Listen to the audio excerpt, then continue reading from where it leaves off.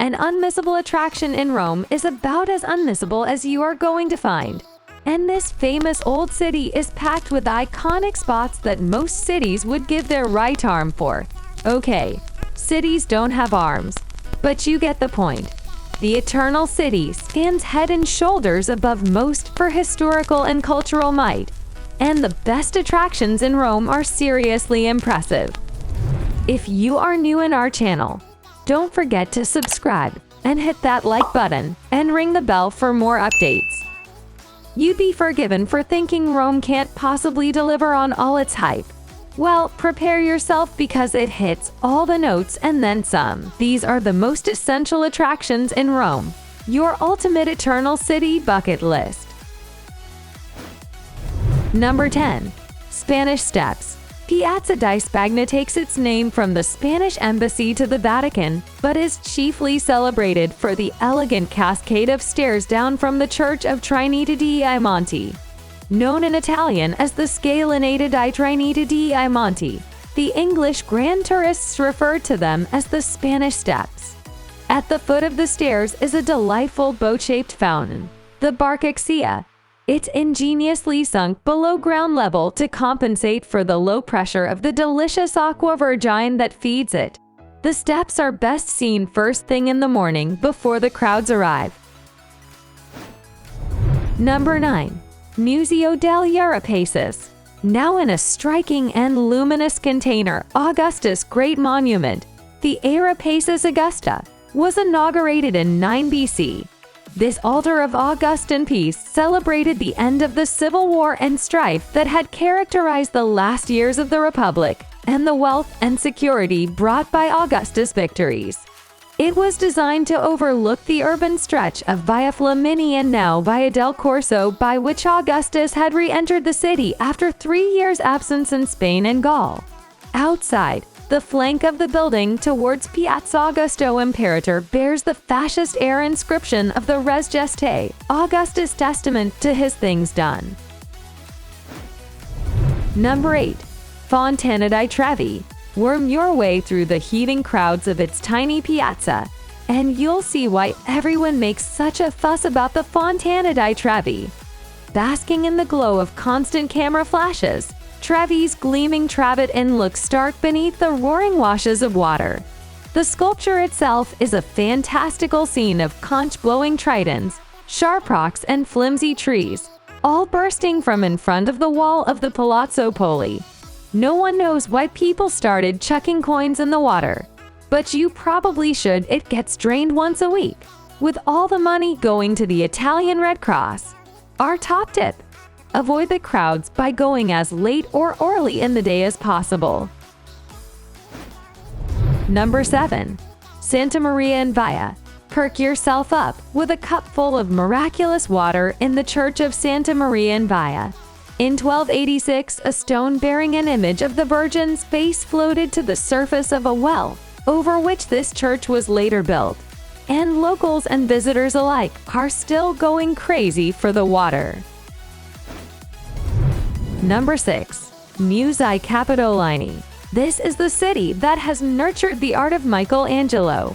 Housed in twin palaces on opposite sides of his Piazza del Campidoglio are the Capitoline Museums, the oldest public gallery in the world, having opened their collection to the public in 1734. Once inside, you can admire breathtaking paintings by Titian, Tintoretto, Veronese, and Caravaggio, and beautifully crafted statues by the Baroque genius Bernini. While on the art trail, don't miss the Borghese Gallery and the Palazzo Barberini Galleria Nazionale d'Arte Antica. Number 5. Pantheon. The Pantheon is the best preserved ancient building in Rome. Hadrian built it in AD 119 to 128 as a temple to the 12 most critical classical deities. The simplicity of the building's exterior remains largely unchanged, and it retains its original Roman bronze doors.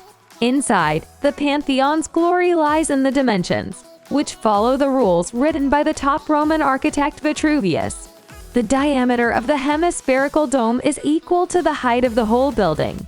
It could potentially accommodate a perfect sphere. At the center of the dome is the oculus, a circular hole 9 meters 30 feet in diameter, the only light source and a symbolic link between the temple and the heavens. Number 4. Musei Vaticani and Cappella Sistina. If you met the Pope, what would you say? Well, you probably won't, but you can join an audience with him on Wednesday mornings. If the weather is fine, he'll hold this general audience in St. Peter's Square. Otherwise, it takes place in the Sala-Nervi Audience Hall. Expect to join clusters of Catholic devotees and flocks of camera-waving tourists. Afterwards, you can take the opportunity to wander through St. Peter's Basilica, admire Michelangelo's stunning frescoes in the Sistine Chapel, and visit the famous Belvedere Apollo and Laocoon at the Museo Pio Clementino among the Vatican museums. Number 3. Pincio, overlooking Piazza del Popolo, and now an integral part of the Villa Borghese, is one of the oldest gardens in Rome. The Pincio. The Pinci family commissioned the first gardens here in the 4th century. Pincio is best known for its view of the Vatican at sunset, with the dome of St. Peter's silhouetted in gold. The paved area behind the viewpoint is popular with cyclists. Bikes can be hired nearby and skaters. To the southeast of the Pincio is the Casina Valadier, now a pricey restaurant with a to-die-for view. Number 2.